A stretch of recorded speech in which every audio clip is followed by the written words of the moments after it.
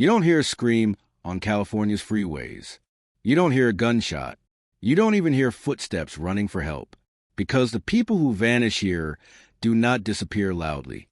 They disappear between exits, swallowed by asphalt, distance, and darkness.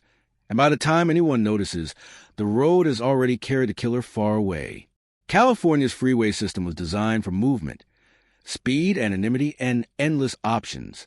Millions of vehicles pass each other every night under identical lights, guided by signs that promise direction but offer no protection. And for decades, these same roads have quietly hosted a series of crimes that never announced themselves as a pattern, until bodies began to appear where no one was meant to stop. Victims were last seen doing ordinary things, driving late, taking a shortcut, pulling into a rest stop, hitchhiking when the ride felt safe enough.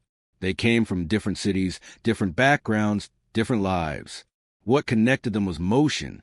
Each one was in transit, caught in that vulnerable space between where they had been and where they were supposed to arrive. Some were found near major corridors, left just beyond guardrails or down embankments where headlights never reach. Others appeared in desert stretches miles from cameras, dumped along dirt access roads, branching off exits few drivers remember choosing. In many cases, there was no clear crime scene, only the end of one.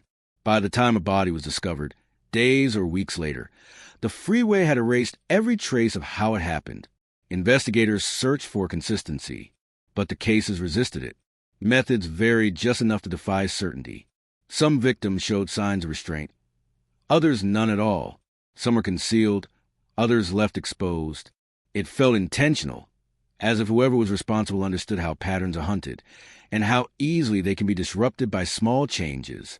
The freeway made this possible. On a highway, time collapses.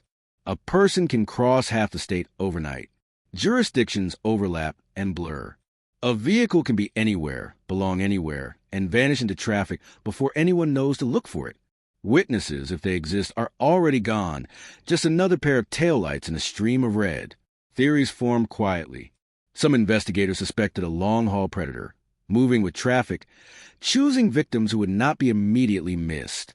Others believed there were multiple offenders, all exploiting the same environment, turning California's road network into a shared weapon. Officially, no single explanation was confirmed.